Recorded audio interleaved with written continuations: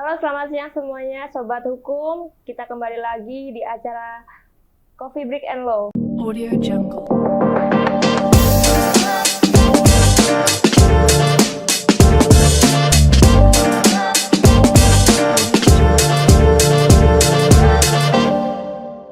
Ya, sekarang kita kedatangan Bapak Sugianto Sulaiman ya Pak ya, dengan Bapak Sugianto Sulaiman bahas tentang memahami perizinan rumah ibadah di Indonesia. Itu yaitu ada prosesnya, tantangannya bagaimana, kesulitannya bagaimana, dan solusinya seperti apa, dan untuk kehidupan beragama yang harmonis. Ya. Ngomong-ngomong, perkenalkan dulu, saya namanya Windah. Ya. Bapak di DN Dharmapala Nusantara ini pakai baju Dharmapala Nusantara? Iya, sebagai apa nih Pak, kalau boleh tahu, biar teman-teman semua kenal gitu. Iya, saya Upasaka Pandita Sasana Wirya Sugianto Sulaiman. Iya. Saya di Dharmapala itu sebagai pengawas. Oh, pengawas. Iya, nah salahnya orang Dharmapala, orang buta kok disuruh jadi pengawas ya kan? Nah, ketua pengawas lagi saya. Nah, ini memang acara ini pas dengan program Dharmapala Nusantara. Betul. Plusnya di mana? Begini, mengenai rumah ibadah, mengenai perizinan atau kita sebut administrasinya, dan kemudian sertifikasi dan moderasi. Ini 3 bahan ini akan dijadikan bahan untuk program basic atau batch basic paralegal. Nah, jadi nanti mereka yang berminat, kita akan membuat program paralegal dengan 2 batch. Ada batch basic, ada batch advance. Nah, batch basic ini materinya yaitu ini, mengenai administrasi, sertifikasi, dan moderasi. Nah, apa yang administrasi dan sertifikasinya? Yaitu mengenai rumah ibadah. Nah, kalau moderasi itu kehidupan keagamaannya. Nah, di bagian administrasi ini itu mulai bicara mengenai pendirian rumah ibadah, izin mendirikan rumah ibadah, lalu juga pendaftaran rumah ibadah, melalui, kalau di agama Buddha kan kita kenal melalui Shiori Buddhis. Betul, ada Shiori, aplikasi Shiori. Nah, itu terdaftar. Nah, ini jangan dianggap nggak penting. Shiori ini walaupun kelihatannya sederhana, kan yang didaftar cuman misalnya tampak muka, foto kiri, foto kanannya ya, tampak kiri, tampak kanan. Iya, foto bangunannya ya Pak ya. Lalu foto altarnya, lalu foto pengurusnya, lalu siapa yang tanggung jawab? Ketuanya siapa? Sekretarisnya siapa, bendaharanya siapa, mungkin itu saja yang perlu dilengkapi. Kan saya pernah ngurus juga yang di Cetia, Prasada Jinara kita itu begitu prosedurnya, sederhana sekali. Tetapi walaupun sederhana, fungsinya itu sangat besar. Sangat penting ya Pak ya. Sangat penting. Contoh-contoh, kan masih ada contoh kan kalau kita bicara hukum ya, ada kasusnya. Baru-baru ini kan viral mengenai Cetia Permata di Hati, di Cengkareng Barat. Iya, betul. Taman Kencana RW 12. Betul. Tepatnya. Apa yang terjadi di situ? Yang terjadi warga di situ menolak keberadaan wihara itu, Cetia itu. Nah, padahal Cetia ini sudah berdiri dari tahun 2008. 2013 apa 2015 saya lupa. Kemudian dibikinkan Shiori Buddha. Oleh penyelenggara agama Buddha Jakarta Barat waktu itu Pak Surahman. Sekarang kan Pak Jasman. Iya, benar. Nah, dulu Pak Surahman. Nah, dibikinkan Shiori ini. untung mereka punya siori.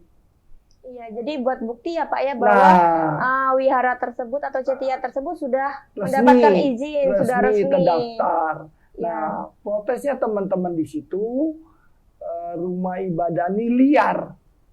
Nah, liarnya bagaimana Liarnya maksudnya? katanya tidak berizin. Upacaranya upacara yang sesat.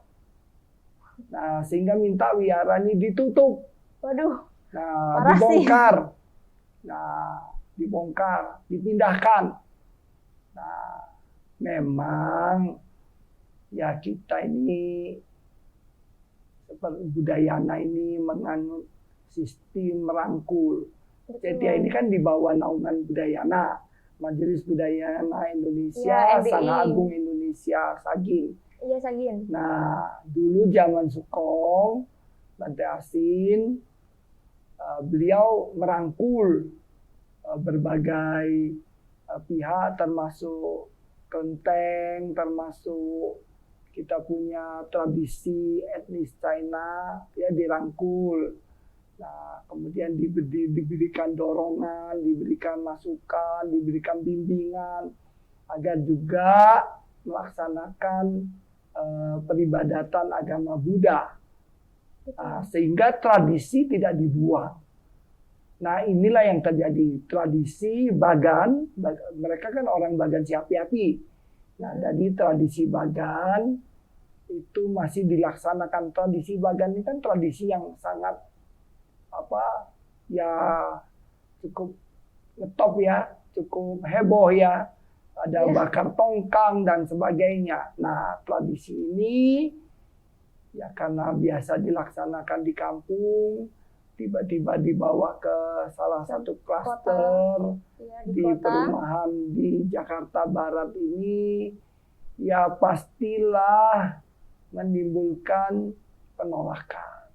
Betul. Nah, yang menolak juga sebagian kan mereka pakai nama RW 12, Forum RW 12. Ya. Jadi ya terdiri dari berbagai-bagai agama, ada yang beragama Buddha juga, RW-nya kan beragama Buddha juga. Oh, RW-nya beragama Buddha juga ya Pak? Iya, Pak. Umat di situ juga ada yang beragama Buddha, tapi juga ada yang beragama lain, ya kan? Iya. Nah, kembali ke siori ini, pendaftaran rumah ibadah ini. Karena terdaftar dari tahun 2015 itu, wihara ini tidak bisa dibongkar. Resmi dia menjadi rumah ibadah. Nah, karena itu bagi mereka yang mengelola atau mengurus rumah ibadah, jangan lupa mendaftarkan rumah ibadahnya. Nah, dan itu akan sangat gampang. Nah, tidak bisa menggunakan sistem online atau siori, hubungi penyelenggara. Tidak bisa menghubungi penyelenggara, hubungin Dharmapala Nusantara, kami akan bantu. Mantap ya, ini, mantap. Iya, ya. kami akan bantu untuk mendaftarkannya. Yang penting, Romo, Ramani, Bapak Ibu sekalian, rumah ibadah Bapak Ibu harus terdaftar. Itu saja. Jadi administrasi itu mulai dengan pendaftaran.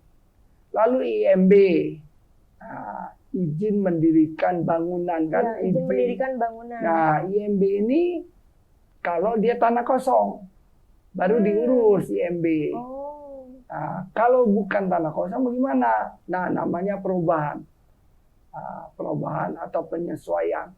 Dari IMB, misalnya rumah ruko ya kan, banyak ruko kan? Banyak ruko atau rumah pribadi kan? Betul. Nah, itu kan ada izinnya sudah. Nah, izin ini diganti menjadi izin bangunan ibadah. Jadi tidak izin mendirikan bangunan lagi karena bangunan sudah ada. Karena bangunannya sudah ada. Ya. Nah, ini lebih kompleks, ya. Dulu kan kita harus mendapatkan persetujuan dari FKUB, Forum Kerukunan Umat Beragama. Nah, ini harus ada rekomendasi dari FKUB. Lalu timbul usulan atau timbul program baru dari Kementerian Agama, Menteri Agama yang sekarang Gus Yakut mengusulkan agar rekomendasi itu tidak perlu lagi. Yang penting ada persetujuan dari Kemenak RI. Kemudian ditolak sama Wapres. Nah, nggak tahu sekarang bagaimana prosesnya. Itu saya dengar begitu. Nah, perubahan ini juga terjadi karena adanya undang-undang baru, Omnibus Law. Omnibus Law. Nah, Tentang apa itu? nah, tentang pendirian rumah ibadah. Nah, di situ juga ada. Ya. Nah, tapi perpresnya belum ada. Kita tunggu perpresnya. Jadi belum bisa berjalan ya undang-undang Belum itu. bisa berjalan, tetapi undang-undang yang lama sampai sekarang apakah masih berlaku apa enggak? Ya belum jelas juga. Jadi IMB ini kalau kita mengacu ke undang-undang yang lama kan 60-90. 60 warga lokal, warga daerah sekitar, dan 90 umat. Ya. Nah, tetapi bukan berarti rumah ibadah itu tidak boleh menerima tamu dari luar. Oh enggak. Contoh misalnya tempat Winda di mana? Lalita Wistara kan? Iya. Nah, orang datang kebaktian misalnya. Itu oke aja, ya kan? Betul. Tapi bukan berarti orang Bogor kalau mau kebaktian itu nggak boleh. Kan nggak begitu. Iya, boleh. Nah, kan nggak didirikan pos ya. Iya. Untuk cek mana KTP-nya. Iya. Lihat Pak. Oh, kalau KTP-nya di luar Jakarta Utara nggak boleh. Nggak begitu kan? Iya, betul. Siapapun mau kebaktian, mau ibadah boleh. Boleh, gitu. ya kan? Welcome ya Pak. Ya, Nah. betul. Di Cengkareng yang tadi, Cetia ini diusulkan begitu. Jadi katanya RW sana mau bikin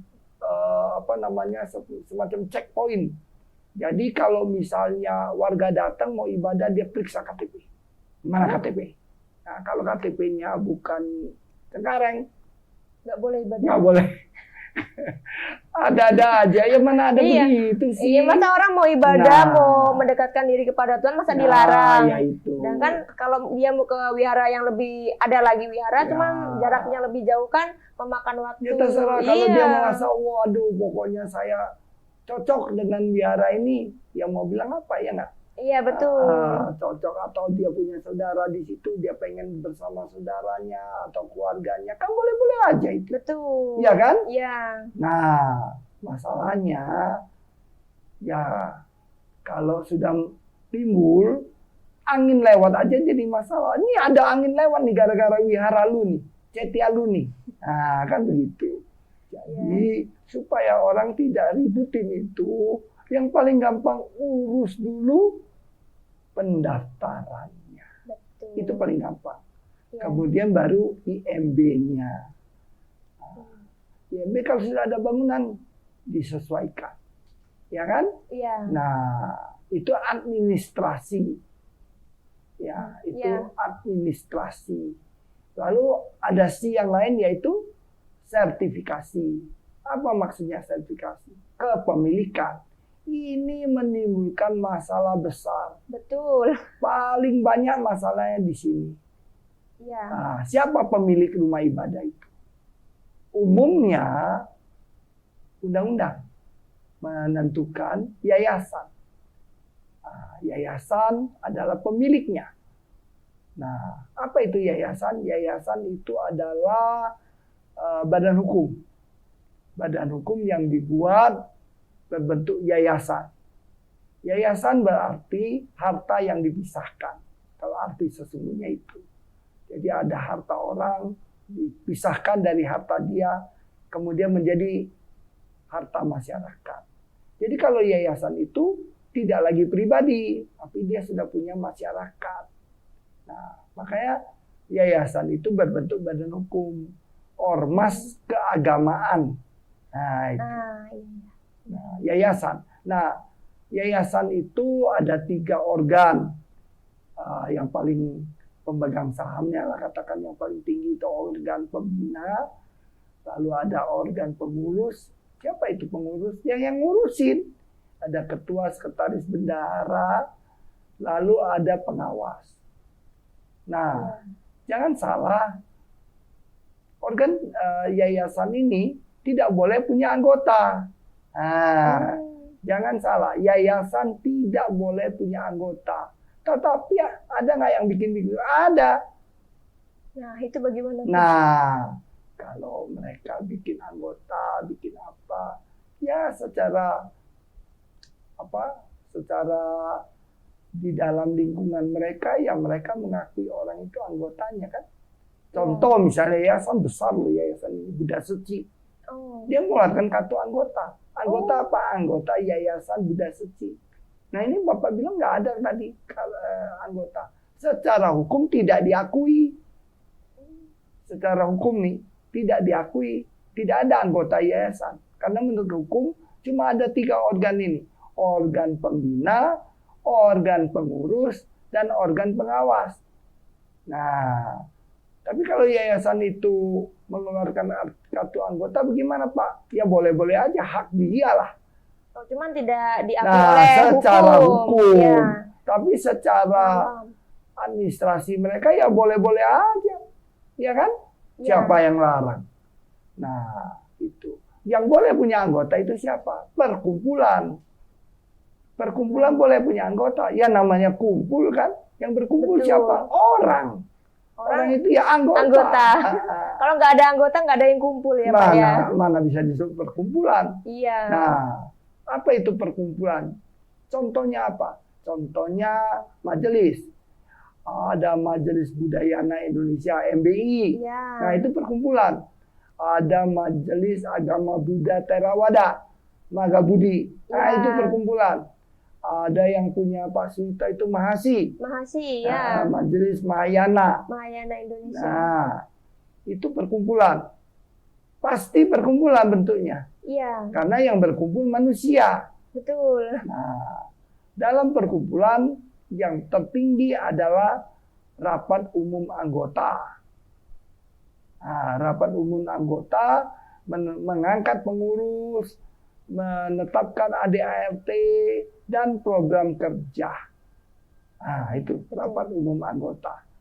Lalu kalau yayasan punya nggak RUA? Nggak ada. Yayasan tidak punya RUA, kan tidak punya anggota kan? Iya, tidak punya Nah, anggota. karena tidak punya anggota, maka yang rapat itu siapa? Pembina. Nah, rapat pembina. Rapat pembina mengangkat pengurus dan pengawas, menetapkan program kerja dan kebijakan yayasan lainnya. Nah itu. Ya. Jadi bedanya yayasan sama perkumpulan di mana? Di anggota. Di anggota. Nah, Kalau perkumpulan anggota itu diakui, Nah. tapi kalau yayasan anggota itu tidak diakui secara hukum. iya. Perkumpulan punya organ tertinggi apa? RUA, Rapat Umum Anggota. Bisa nama lain? Bisa aja. Kalau di MBI misalnya dipakai kata MUNAS, Musyawarah Nasional. Nah, itu RUA juga. Ada yang seperti PDIP kan, partai politik itu kan, dia pakai nama Kongres. Boleh nggak? Boleh aja. Suka-suka dia dong. Ya kan? Betul. Nah, tapi umumnya kalau di organisasi keagamaan, ormas ini biasa dipakai kata MUNAS. Ya kan? MUNAS. Atau Walubi. Walubi pakai kata lain. Persamuan. Persamuan nasional. Boleh nggak? Boleh. Persamuan kan tempat orang berkumpul kan? Iya. Jangan dipikir, oh persamuan itu adalah para Buddha. Oh enggak, manusia juga boleh berkumpul. Bukan para Buddha aja. Para Buddha, para dewa. Manusia juga boleh, ya kan? Iya, betul. Nah, begitu. Ya. Nah, jadi administrasi ini dua hal itu. Sedangkan sertifikasi kepemilikan itu menimbulkan masalah besar ketika yayasan itu menggunakan nama pribadi. Nah, di Green Garden itu. contoh kasusnya Oh Green iya, Garden, Wihara Tian Maitreya, Antam. Iya, namanya Meta Karuna. iya. Nah, waktu wihara ini dibeli, nah ini cerita ya, Iya. kisah nyata. Ini kisah nyata Nah, ya, ya, teman-teman. kasus Sobat ya. hukum ya, sebuah kasus yang memang sedang dikawal Hmm, oleh Dan, Dharma Pala Nusantara sampai Hmm. saat ini.